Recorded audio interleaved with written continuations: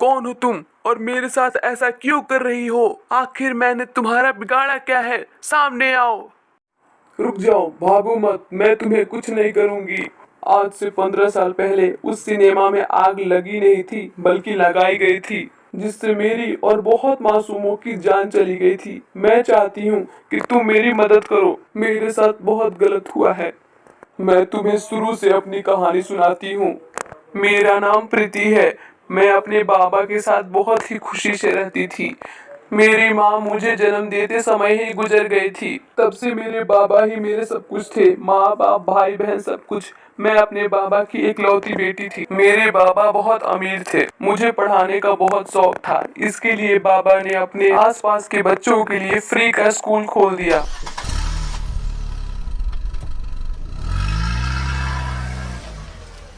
कुछ दिनों से मैं ये नोटिस कर रही हूँ, ये इंसान मेरा पीछा क्यों कर रहा है।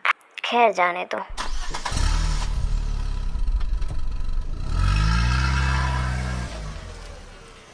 Auto, auto.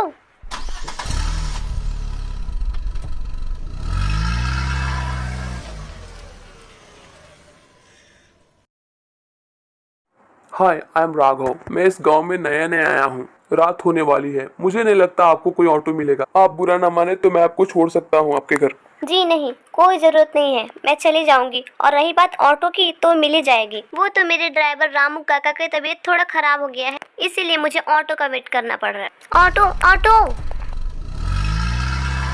वो अपना गाड़ी वहीं छोड़ के मेरे साथ ही ऑटो में चला गया।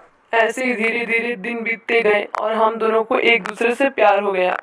हम दोनों एक दूसरे के साथ टाइम बिताने लगे, घूमने लगे। फिर हम दोनों ने शादी का सोचा और मैं बाबा को सब कुछ सच सच बता दी। बाबा मान गए और हम दोनों की शादी करा दी। मैं बाबा की इकलौती बेटी थी, इसीलिए हम लोग अपने बाबा के घर में ही रहने लगे, क्योंकि राघव बाबा की सेवा करना चाहता था। सब कुछ बहुत अच्छे से चल रहा था। फिर एक दिन, सुनो, शहर से मेरे कुछ दोस्त आ रहे हैं, तो उनके लिए तुम रूम तैयार कर दो, क्योंकि यहीं आके होटल में रहेंगे तो अच्छा नहीं लगेगा ना। अपना इतना बड़ा घर है तो यहीं पे कहीं रह लेंगे। जाओ, तुम रूम सही कर दो। मैं रूम ठीक करके स्कूल चली गई बच्चों को पढ़ाने। राघव, मैं ये क्या सुन रही हूँ? तुमने शादी कर ली? तुम तो यहाँ मॉल बनाने के सपने लेकर आए थे। तुम तो मुझसे शादी करने वाले थे ना। तुमने मुझे धोखा दिया। I hate you Raghav, I hate you. तुम रहो यहाँ खुशी से, मैं यहाँ से जा रही हूँ। जो इंसान मेरा सगा नहीं हुआ, वो किसी का सगा नहीं हो सकता। तुम बहुत खराब इंसान हो। अरे दीपाली, धीरे धीरे धीरे बोलो, कुछ सुन लेगा। ये सब जो कुछ भी तुम देख रही हो, ये सब मेरे प्लान का हिस्सा है। और ये सब कुछ मैं हम दोनों के ब्राइट फ्यूचर के लिए कर रहा हूँ। जिस जमीन पे मैं मॉल बनाना चाहता था, उस पे इन लोगों ने स्कूल बना रखा है। और मैंने पता किया है इन लोगों के बारे में। ये प्रीति को पढ़ाने का बहुत शौक था, इसके लिए उसके बाप ने फ्री का स्कूल खोला है। उसमें प्रीति पढ़ाती है और किसी भी कीमत पे ये स्कूल वो लोग नहीं तोड़ते। और वो जमीन मुझे कुछ भी करके चाहिए था, क्योंकि अगर वहां मॉल बन गया तो हम लोग करोड़पति हो जाएंगे। मैंने बहुत सोचा। मैंने अपने एक आदमी को उसके बाप के पास भेजा था उस जमीन के डील के लिए, लेकिन उसने साफ मना कर दिया। मेरा सपना टूट रहा था। मैं समझ नहीं पा रहा था कि मैं करूँ तो क्या करूँ। फिर मेरे दिमाग में ये प्लान आया। मैंने प्रीति को अपने प्यार के जाल में फंसाया, फिर उससे शादी कर ली। और अब वो अपने बाप की इकलौती बेटी है और उसके बाप ने बचपन में ही उसके नाम सब कुछ कर दिया था। मुझे ये सब गांव के लोगों से पता चला। अब मैं प्रीति से सब कुछ अपने नाम करवा लूंगा, वो भी धोखे से। और उसके बाद हम दोनों शादी कर लेंगे। फिर मैं वो स्कूल तोड़ के मॉल बना दूंगा। और भाई, तुझे भी मैं कुछ परसेंट उसमें दे दूंगा। इसीलिए मैंने कोई धोखा नहीं दिया है। मैं धोखेबाज नहीं हूँ। ये सब मैं हम दोनों के लिए ही कर रहा हूँ। अच्छा, तुम्हें क्या लगता है बिना पेपर पढ़े वो साइन कर देगी? इतना भी बेवकूफ कोई नहीं होता है जो बिना पढ़े कहीं भी साइन कर दे। जितना आसान सोच रहे हो ना, उतना आसान है नहीं, ठीक है? अरे बाबा, आप कब आए? जब तुम अपनी काली करतूतें अपने इन दोस्तों को सुना रहे थे। हाँ, मैंने सब कुछ सुन लिया है। इतना बड़ा धोखा! तुमने सिर्फ पैसों के लिए मेरी बेटी की जज्बातों से खेला, उससे प्यार का नाटक किया और उससे शादी भी कर ली। लेकिन अच्छा हुआ जो मैंने सब कुछ सुन लिया। भगवान जो करते हैं अच्छा करते हैं। अब तुम्हें पूरी प्रॉपर्टी क्या, एक फूटी कौड़ी नहीं मिलेगी। मैं अभी जाके सब कुछ प्रीति को बताऊंगा। अच्छा बुढ़े, तो तेरे को सब कुछ पता चल गया तो तू भी सुन ले। तुझे और तेरी बेटी को एक फूटी कौड़ी नहीं मिलेगी और ये सारी प्रॉपर्टी मैं खुद लूंगा। और तू जिंदा रहेगा तब ना बताएगा प्रीति को सब कुछ। मैं तुझे जिंदा ही नहीं छोड़ूंगा सच बताने के लिए। छोड़ दो मुझे, तुम्हें ठीक नहीं कर रहे हो, तुम्हें भगवान कभी माफ नहीं करेगा। अरे यहीं से कष्ट क्यों कर रहा है, तुझे मैं वहीं भेज देता हूँ, वहीं जाके तू बोल देना भगवान को कि वो मुझे कभी माफ ना करे। अरे ये क्या किया तुमने? तुमने इसे जान से मार डाला। अब क्या होगा? अब पुलिस हमें पकड़ के ले जाएगी। कुछ करो वरना हम लोग फंस जाएंगे। अरे तुम टेंशन ना लो, मैं सब कुछ संभालूंगा। बस तुम लोग जाके दरवाजे पे खड़े हो जाओ और प्रीति के आने का वेट करो। जैसे तुम लोग प्रीति को देखो आगे मुझे बताओ, बाकी मैं संभाल लूंगा। और प्रीति के आते ही तुम लोगों को रोने का नाटक करना है, ठीक है? समझ गए? बाबा, ये आपको क्या हो गया? बाबा बाबा प्लीज आप उठिए, आपको क्या हो गया? आप मुझे छोड़ के नहीं जा सकते बाबा। बाबा ये सब अचानक से कैसे हो गया? अरे तुमको पता ही है कि बाबा को दिल की बीमारी थी, उनको हार्ट अटैक आ गया था। मैं कुछ गार्डन में काम कर रहा था, तभी कुछ आवाज आया गिरने का। मैं दौड़ के आया तो देखा बाबा जमीन पे गिरे हुए थे। फिर मैंने उन्हें उठाने की बहुत कोशिश की लेकिन वो चल बसे हैं। प्रीति बाबा का आखिरी इच्छा था। उन्होंने आखिरी समय में मुझसे कहा था कि उनके मरने के बाद तुम अनाथ बच्चों के लिए अनाथालय खोलो। उनकी ये आखिरी इच्छा थी, इसीलिए हमें पूरा करना चाहिए। आखिर ये सब बाबा का ही तो है, बाबा ने ही तो हमें ये सब दिया है। तो तुम्हें इन पेपर्स पे अपना साइन करना होगा। सिर्फ तुम साइन कर दो, बाकी बाबा का आखिरी इच्छा मैं खुद पूरा करूंगा। और अगर तुमको मुझ पे भरोसा नहीं है तो तुम पेपर खोल के देख सकती हो। मैं तुम्हारी प्रॉपर्टी अपने नाम नहीं करवा रहा हूँ, मैं तो तुमसे बहुत प्यार करता हूँ।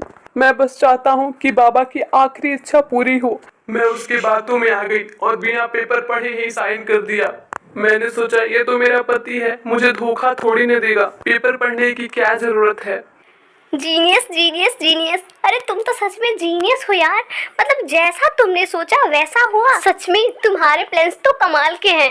तुमने प्रीति को अपने प्यार के जाल में फंसाया, फिर उससे शादी की और फिर उसके बाप को ही मार डाला, फिर उससे उसके सारे प्रॉपर्टी भी साइन करा ली। सही कहा तुमने, मेरा प्लान कभी फेल नहीं होता है। मैंने बहुत सोच समझ के प्लान बनाया था, लेकिन उसके बाप को मारने का मेरा प्लान नहीं था। वो तो बेचारा फ्री में ऊपर चला गया।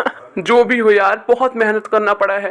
पहले तो उसके पीछे पीछे घूम के कैसे भी करके उसे पटाया, फिर उससे शादी की और फिर उसके बाप को मारा, फिर झूठे आंसू भी बहाने पड़े और फिर मैंने अपना मकसद पूरा किया, उससे उसकी सारी प्रॉपर्टी छीन ली। अच्छा, तो तुमने मुझे धोखा दिया। तुमने मुझसे कभी प्यार किया ही नहीं। तुमने ये सब सिर्फ पैसों के लिए किया। मैं सोच भी नहीं सकती हूँ कि कोई इंसान इतना कैसे गिर सकता है कि पैसे के लिए किसी की जान तक ले ले।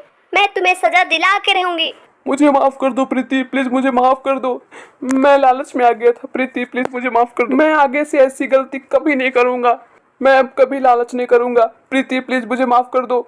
हम लोग एक दूसरे के साथ खूब खुशी से रहेंगे। प्लीज प्रीति मुझे माफ कर दो, लेकिन प्लीज मुझे जेल मत भेजो। मुझे बहुत अफसोस है मेरी गलती का। तुम्हारी गलती माफी के लायक तो नहीं है, लेकिन ठीक है, मैं तुम्हें माफ कर दूंगी। जो तुमने मुझे धोखा दिया है मैं वो सब भूल जाऊंगी, लेकिन तुमने जो मेरे बाबा को मारा है वो मैं कभी नहीं भूलूंगी। उसके लिए तुम्हें सजा मिल के रहेगी और तुम्हें सजा कानून देगा। अपने बाबा के कातिल को मैं सजा दिला के रहूंगी। ठीक है प्रीति, तुम सही बोल रही हो, मुझे सजा मिलनी ही चाहिए। मैंने तुम्हारे बाबा को मारा है, लेकिन उसके पहले मैं तुम्हारे साथ कुछ पल बिताना चाहता हूँ। प्लीज प्रीति मुझे मना मत करना। बस 2 दिन दे दो मुझे अपने साथ, उसके बाद मैं खुद जेल चला जाऊंगा।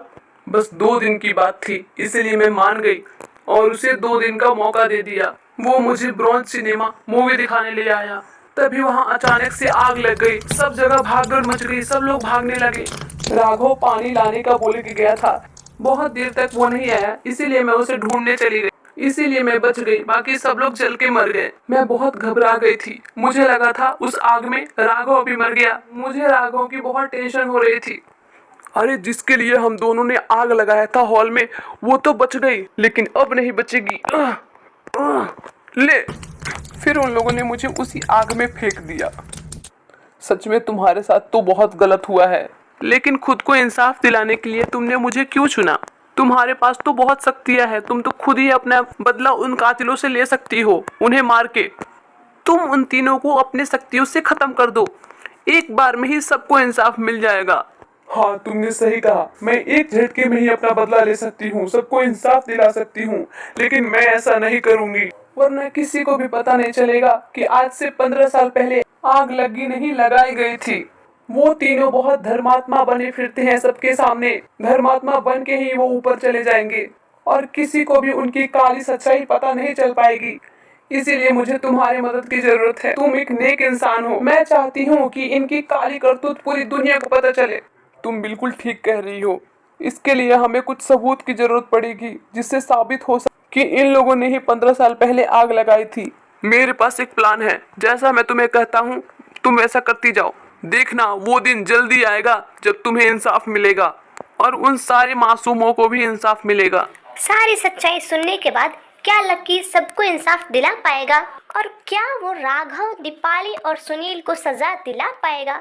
इसके लिए आप लोग नेक्स्ट पार्ट का वेट करिए।